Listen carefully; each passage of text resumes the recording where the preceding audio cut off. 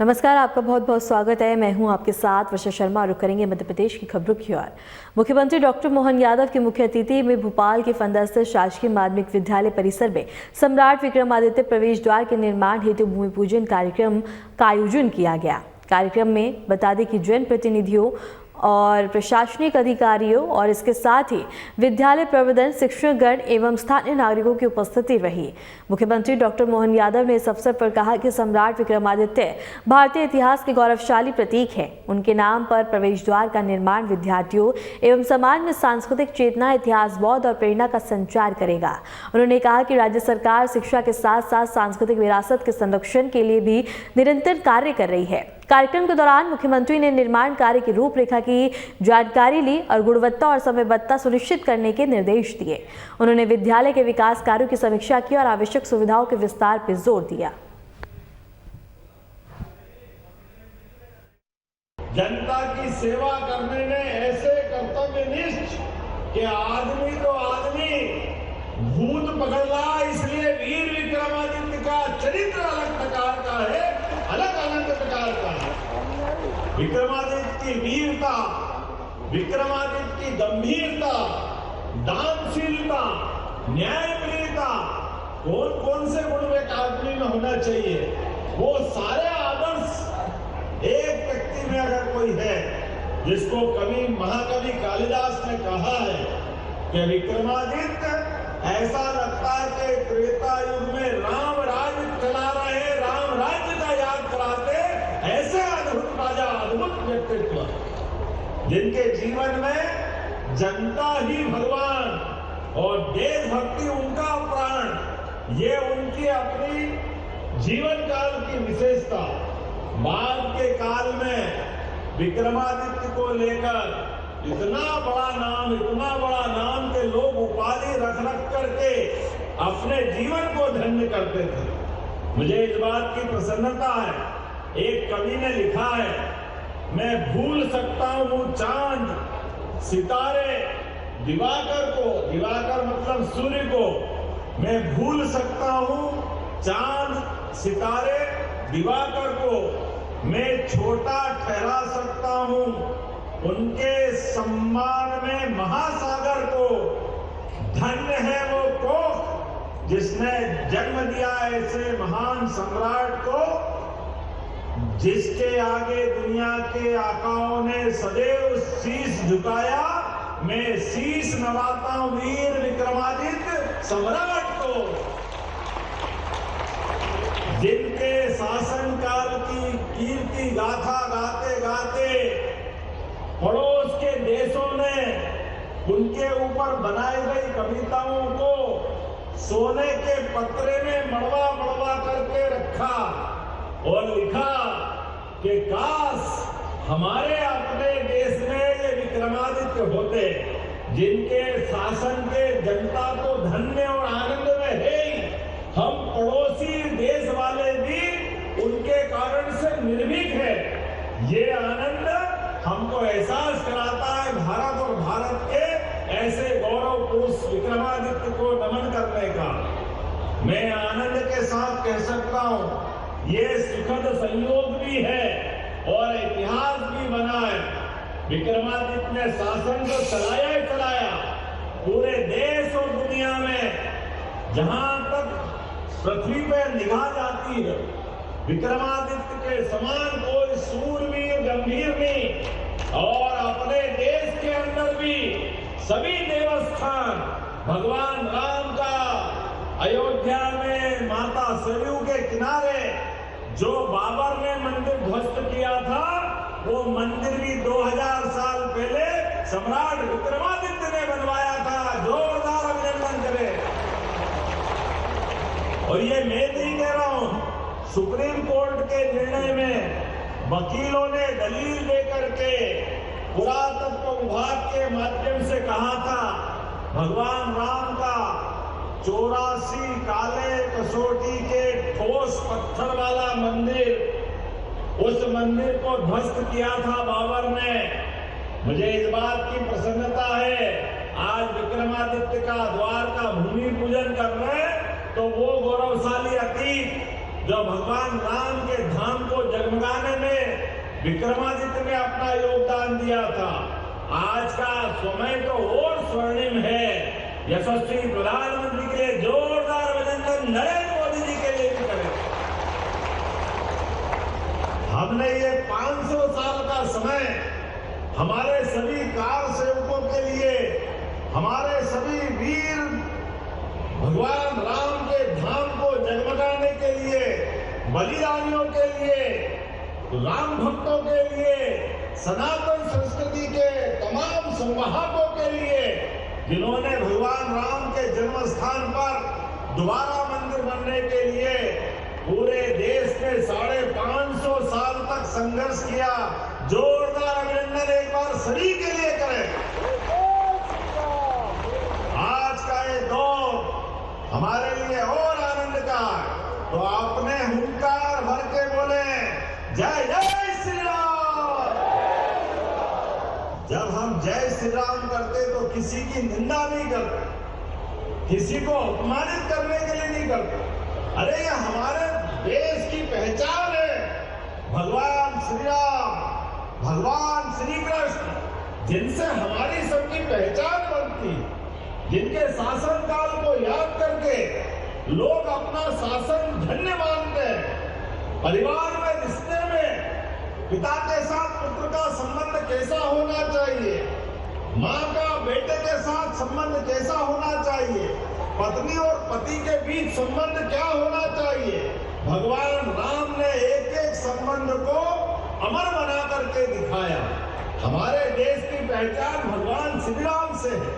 हमारे देश की पहचान भगवान कृष्ण से है, जिन्होंने कभी संघर्षों के मामले में लगातार एक के बाद एक बड़ी बड़ी चुनौती उठाई और जन्म के साथ ही जनता की सुविधा के लिए गोकुल वृंदावन में जल में कालिया नाग के ऊपर भी कब्जा करके नृत्य करके पानी के लिए जनता के साथ लड़ाई करके दिखाई।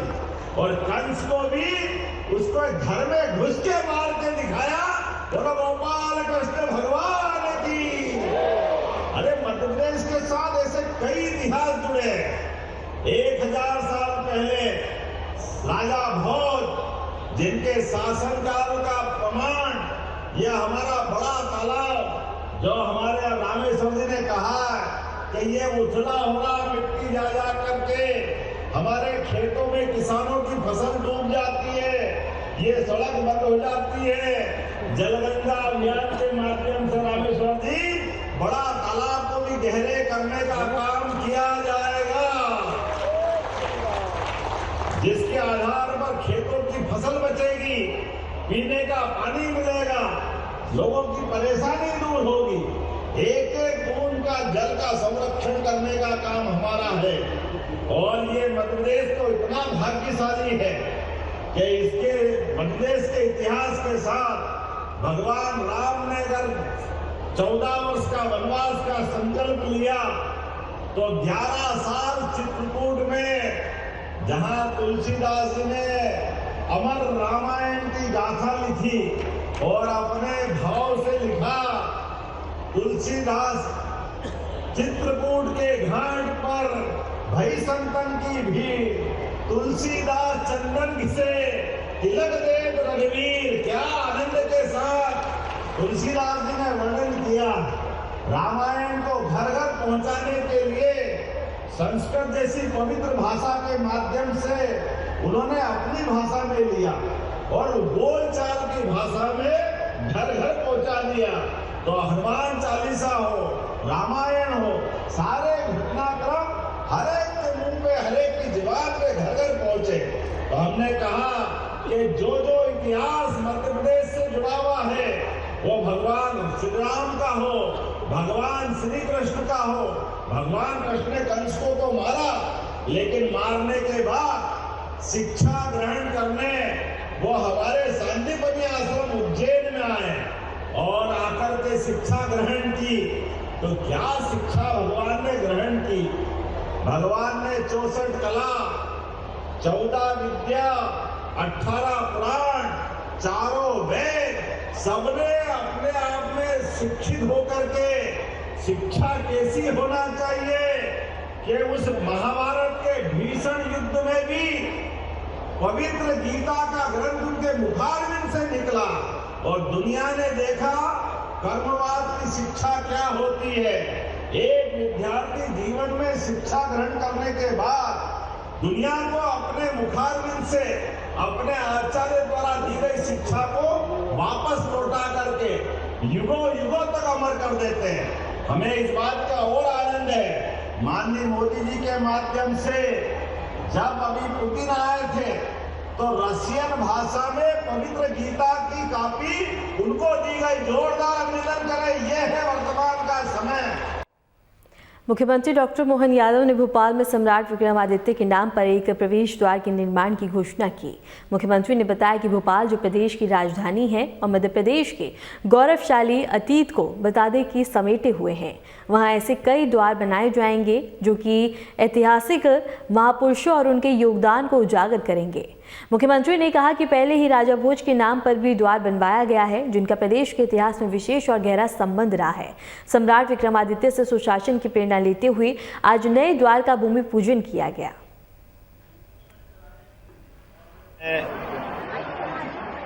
सम्राट विक्रमादित्य के नाम पर एक द्वार बना करके जो हमने पूर्व में घोषित किया था कि हमारी भोपाल मध्य प्रदेश के गौरवशाली अतीत को समेटे हुए राजधानी, ऐसे कई गौरवशाली अतीत के पृष्ठ को दृश्यांकन रूप से सामने ला करके दिखाने के प्रयास के नाते से अलग अलग द्वार बनाए जाएंगे।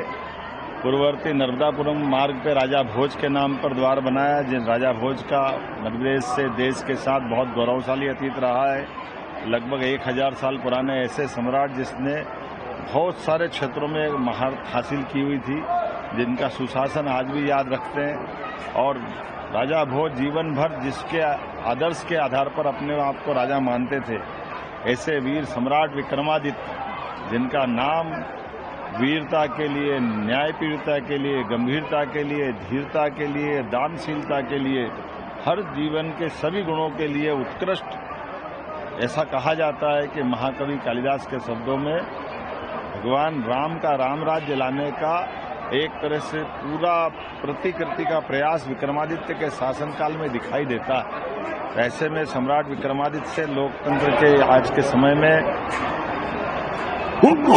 माफ करना तो सुशासन के लिए विक्रमादित्य के नाम पर एक नया द्वार बनाने की आज यहाँ भूमि पूजन की कार्रवाई हुई है। हमारी भोपाल की राजधानी के साथ ऐसे सारे गौरवशाली पृष्ठों के आधार पर प्रत्येक मार्ग के साथ ऐसे महापुरुषों के नाम पर वो इतिहास को जीवंत करने का प्रयास हमारी सरकार के द्वारा किया जा रहा है, जिसके कारण से मध्य प्रदेश और देश और दुनिया गौरवान्वित होती रही है। ऐसे सम्राट विक्रमादित्य के नाम पर ये सीहोर और भोपाल की बाउंड्री पर वर्तमान में फंदा, लेकिन बाद में फंदे का नाम बदलकर हरिहर गांव का नाम किया जाएगा। ऐसे स्थान पर आज ये भूमि पूजन की कार्रवाई पूरी हुई।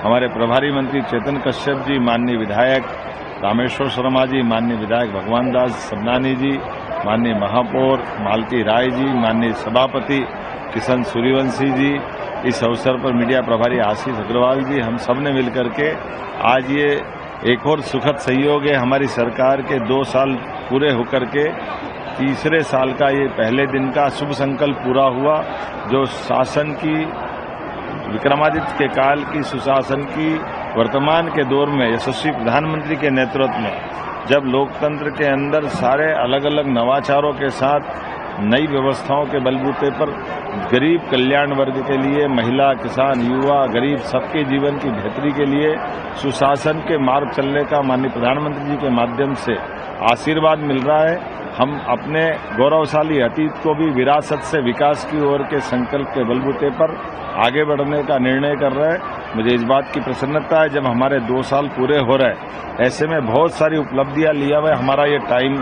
बीते सरकार का 2 साल का निकला है, जिसमें हमने लगभग 35-40 साल पुराने नक्सलवादियों को आखिरी सलाम किया।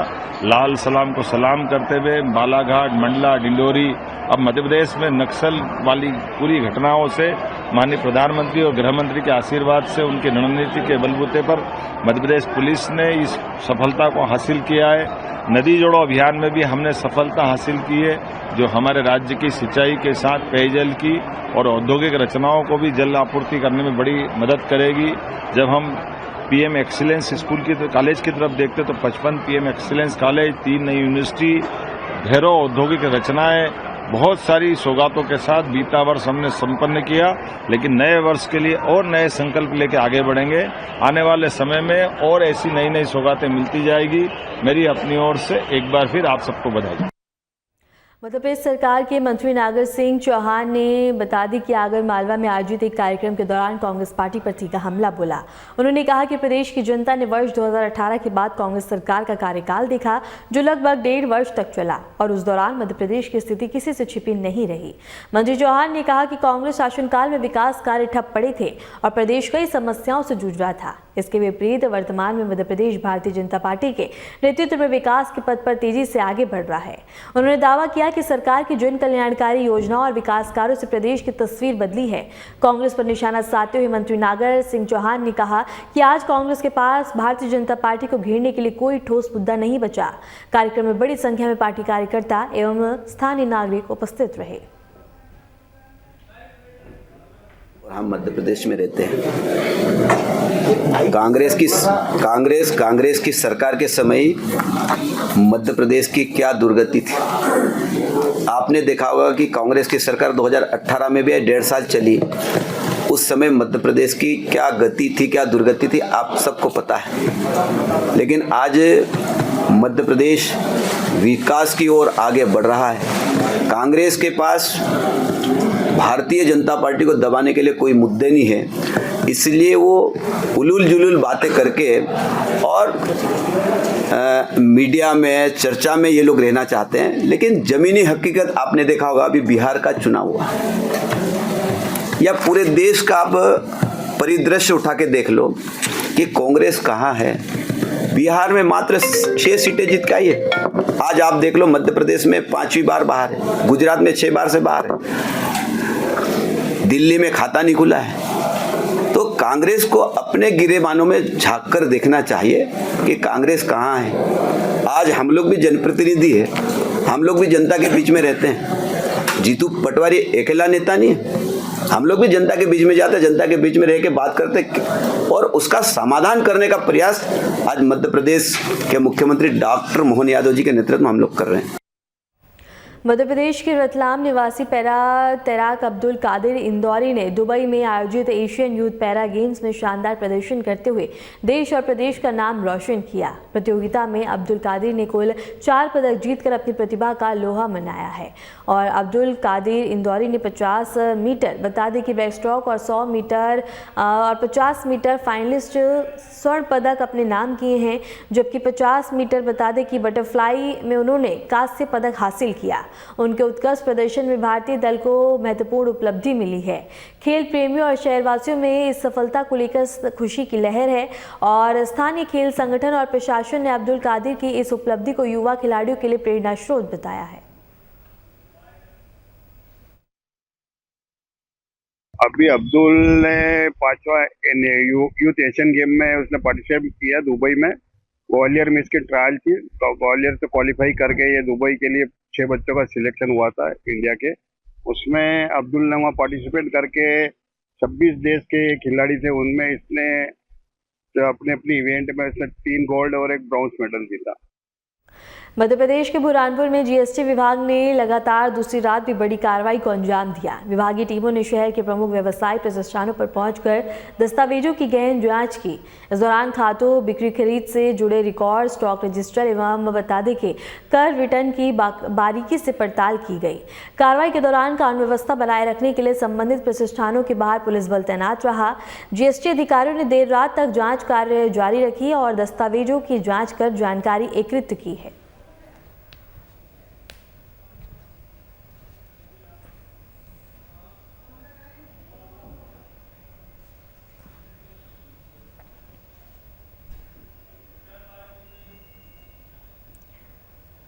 पौष मास के कृष्ण पक्ष की दशमी तिथि पर मध्य प्रदेश के उज्जैन स्थित महाकालेश्वर मंदिर में श्रद्धालुओं की भारी भीड़ देखने को मिली। सुबह भस्म आरती से लेकर दिन भर हजारों भक्तों ने बाबा महाकाल के दर्शन कर पुण्य लाभ अर्जित किया। इस अवसर पर बाबा महाकाल का विशेष श्रृंगार किया गया। भगवान महाकाल के मस्तक पर त्रिपुंड सुशोभित किया गया और साथ ही चंद्रकार अलंकरण के साथ बाबा महाकाल त्रिनेत्र स्वरूप में भक्तों को दर्शन देते नजर आए।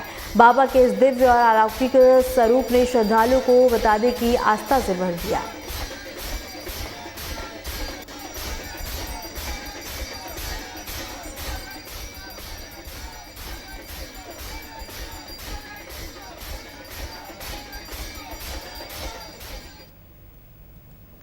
आज से भोपाल से बेंगलुरु इंटरनेशनल एयरपोर्ट के लिए एयर इंडिया ने अतिरिक्त फ्लाइट सेवाएं संचालित करना शुरू कर दिया है ताकि यात्रियों को इस पीक सीजन में सुगम और सुविधाजनक यात्रा मिल सके। देश भर में विमान सेवाओं पर भारी दबाव और कुछ एयरलाइन द्वारा उड़ान रद्द स्थिति के बीच एयर इंडिया की इस पहल से यात्रियों के लिए नई उम्मीद जगी है। अभी के दौर में इंडिगो समेत कई प्रमुख एयरलाइंस में तकनीकी और ऑपरेशनल चुनौतियों के कारण बड़ी संख्या में उड़ानें रद्द या शेड्यूल सीमित किया गया, जिससे यात्रा प्रभावित हो रही है। इस स्थिति को देखते हुए एयर इंडिया ने 5 दिसंबर से लगभग 20 अतिरिक्त बता दें कि घरेलू उड़ानें अपने नेटवर्क में जोड़ी हैं ताकि यात्रियों की मांग को पूरा किया जा सके और रद्द उड़ानों से प्रभावित यात्रियों की परेशानी कम हो। इस अतिरिक्त सेवाओं के तहत भोपाल से बेंगलुरु के मार्ग में बता दें कि अतिरिक्त बैठने की क्षमता, समय समय पर अतिरिक्त उड़ानें और परिचालन और बेहतर उपलब्धता सुनिश्चित की जा रही है। एयर इंडिया के इस कदम से यात्रियों को अधिक विकल्प, बेहतर सीट उपलब्धता और समय पर यात्रा का भरोसा मिलेगा, खासकर उन यात्रियों के लिए जो पीक सीजन में या अचानक यात्रा की योजना बना रहे हैं।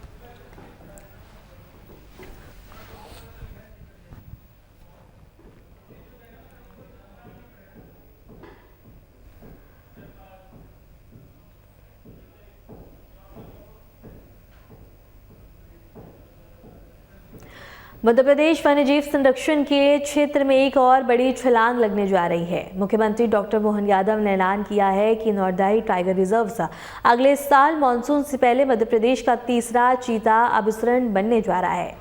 मुख्यमंत्री ने कहा कि अफ्रीका से कूनो नेशनल पार्क में चीतों के सफल पुनर्वास के बाद अब सरकार चीता प्रोजेक्ट्स को और विस्तार देने जा रही है। इसी क्रम में वीरांगना दुर्गावती टाइगर रिजर्व क्षेत्र में स्थित नौरदेही आवासन को चीतों के लिए पूरी तरह से तैयार किया जा रहा है। सीएम डॉक्टर मोहन यादव के मुताबिक विशाल वन क्षेत्र, प्राप्त शिकार उपलब्धता और अनुकूल प्राकृतिक वातावरण चीतों के संरक्षण के लिए बेहतर उपयुक्त है। सरकार का लक्ष्य है कि मानसून से पहले चीतों को यहां बसाने की प्रक्रिया पूरी कर ली जाए ताकि राज्य में वन्यजीव पर्यटन को और भी नई पहचान मिले। मुख्यमंत्री ने यह भी कहा कि चीता परियोजना सिर्फ एक वन जीव संरक्षण कार्यक्रम नहीं है, बल्कि मध्य प्रदेश को देश का सबसे बड़ा वन्यजीव हब बनाने की दिशा में अहम कदम है। इससे न सिर्फ जैव विविधता को मजबूती मिलेगी, बल्कि स्थानीय स्तर पर रोजगार और इको टूरिज्म को भी बढ़ावा मिलेगा।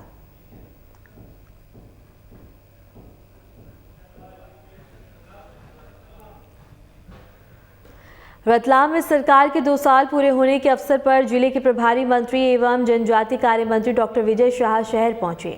इस दौरान उन्होंने रतलाम कलेक्टर में जिला विकास सलाहकार समिति की बैठक भी ली। बैठक के दौरान उस समय हंगामे की स्थिति बन गई जब अक्षय ऊर्जा विभाग की ओर से प्रेजेंटेशन देने के लिए विभाग प्रमुख के बजाय एक मैकिंग को भेज दिया गया। इस पर प्रभारी मंत्री ने कड़ी नाराजगी जताते हुए अधिकारियों की कार्यशैली पर गंभीर सवाल उठाए। जावरा विधायक डॉक्टर राजेंद्र पांडे ने भी इस लापरवाही पर घोर आपत्ति जताई है और मंत्री विजय शाह ने इसे गंभीर अनुशासनहीनता बताते हुए अपने पीए को मुख्यमंत्री, मुख्य सचिव और कमिश्नर को पत्र लिखने के निर्देश दिए हैं।